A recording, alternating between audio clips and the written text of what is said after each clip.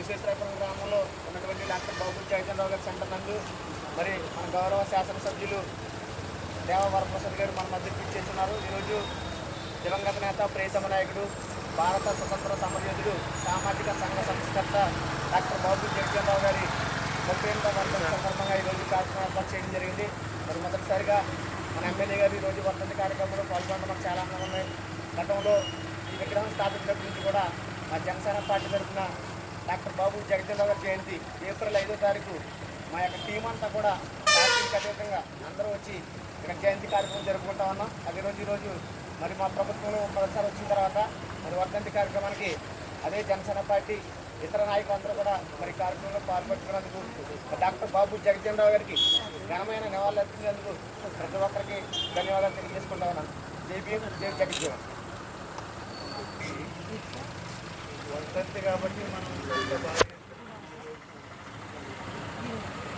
ఉత్సాహంగా ఈ కార్యక్రమాన్ని చేసుకోవట్లేదు, కానీ జయంతి రోజున తప్పనిసరిగా భారీ ఎత్తున ఒక ఉత్సవంలాగా మనం జరుపుతున్నాం. బాబు జగజ్జీవన్ గారి వర్ధంతి సందర్భంగా ఆయన చేసిన గొప్ప పనులను గుర్తు చేస్తున్నాము. ఆయన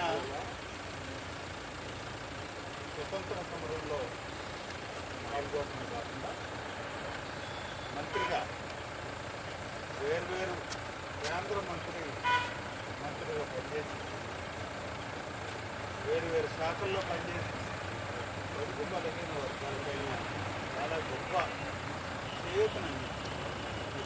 ఆయన టైంలో చాలామంది ఉద్యోగాలు రైల్వేలో పనిచేస్తే రైల్వేలో ఉద్యోగాలు, చిన్న చాలా స్మాల్ ఫోర్త్ క్లాస్ ఉద్యోగాలు, ఇప్పటికీ కూడా చాలా మంది 10-15 సంవత్సరాల వరకు నేను గమనించాను. వాళ్ళు చెప్తా ఉండేవాళ్ళు ఉద్యోగాలు వస్తే ఎందుకంటే విజయరావు గారు తయారు అంటే ఆయన పొరుగు బలహీన వర్గాన్ని గురి వారికి సహాయం చేయాలని ఒక ఆలోచన. అదే కాదు, ఆయన చేసిన ప్రతి శాఖ కూడా ఆయన మంచి ప్రతి కేవలం ఉద్యోగాలు చూపించడం కాదు, ఆయన దేశానికి ప్రగతి ఆయన ఎంతో సోపానం. ఆయనే గురించి చేసే కార్యక్రమాలు చాలా ఉన్నాయి. రైల్వేస్ కానీ, లేబర్ మంత్రి కానీ, ఇలా వేరువేరు రంగాల్లో వేరువేరు శాఖలు ఆయన ప్రతిని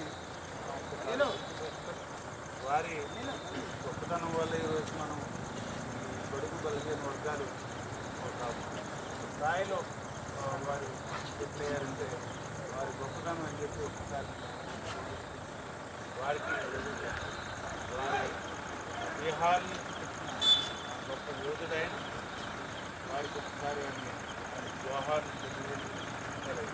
జోహార్ డాక్టర్ బాబు జగజ్జీవన్ రామ్.